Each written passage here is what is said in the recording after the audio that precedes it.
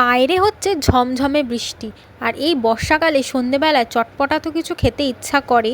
তাই আজকে বানিয়ে নিচ্ছি ফুচকা। কি করে বানাচ্ছি রেসিপিটি তোমাদেরকেও একবার দেখিয়ে দিই। প্রথমে 1 কাপ মতো ময়দা আর সুজি নিয়ে ভালো করে মিশিয়ে নিলাম। তার মধ্যে একে একে একটু রিফাইন্ড তেল, বেকিং সোডা দিয়ে ভালো করে মিশিয়ে নিচ্ছি। ভুলেও কিন্তু কেউ নুন দেবে না। ভালো করে মিশানোর পর তারপর দিয়ে দিচ্ছি অল্প অল্প করে জল। নুন দিলে কিন্তু জিনিসটা আর মচমচে হবে না। দেখো এরকম মাখাটা একটু শক্ত টাইট করে মাখতে হবে। তারপর আমি 1 ঘন্টা রেস্টে রেখে দিচ্ছি। 1 ঘন্টা পর আমি এসে এগুলোকে ছোট ছোট করে হাতের সাহায্যে লেচি করে নিচ্ছি। তোমরা কিন্তু 1 ঘন্টা রেস্টে রাখবেই, মিনিমাম 1 থেকে 1.5 ঘন্টা।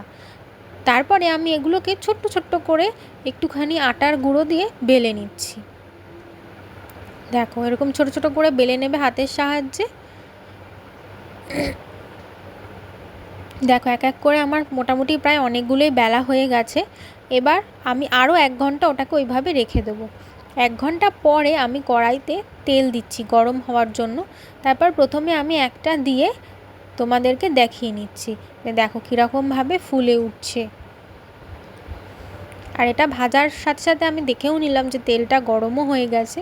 এবার আমি আস্তে আস্তে করে একবারে 2-3টে করে ভাজবো। দেখো তারপরে আমি আবার কয়েকটা দিয়ে নিচ্ছি তেলের মধ্যে। দেখো কীরকম ফুলে ফুলে উঠছে, কত সুন্দর হয়েছে ফুচকাগুলো। বাড়িতে বানিয়ে ফুচকা খাওয়ার মজাই আলাদা। তোমরা একবার বাড়িতে অবশ্যই এভাবে ফুচকা বানিয়ে ট্রাই করে দেখো। হয়তো একটু সময় লাগবে 4-5 ঘন্টা, কিন্তু বানানোটা একদমই ইজি। আর ফুচকার আলু মাখার জন্য আমি 3টে আলু সেদ্ধ করে নিয়েছিলাম এখানে। আলুগুলোকে হাতের সাহায্যে ভেঙে একটু পেঁয়াজ কুচি আর লঙ্কা কুচি আর বিট লবণ দিয়ে ভালো করে মিশিয়ে নিচ্ছি। তারপর আমি এখানে ডাল ভাজা আর বাদাম আর ধনেপাতা রেখেছিলাম, সেটাও এখানে অ্যাড করে দিচ্ছি।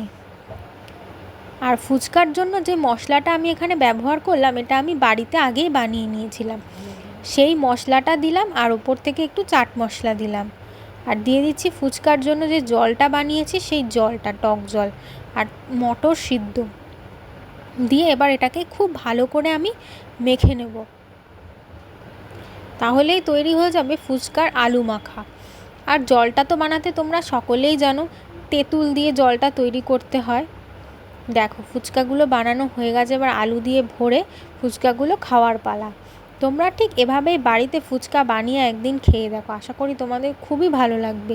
আমার এই রেসিপিটি যদি তোমাদের ভালো লেগে থাকে অবশ্যই আমার চ্যানেলটি সাবস্ক্রাইব করে দিও আর কমেন্ট করে জানাবে কেমন লাগলো।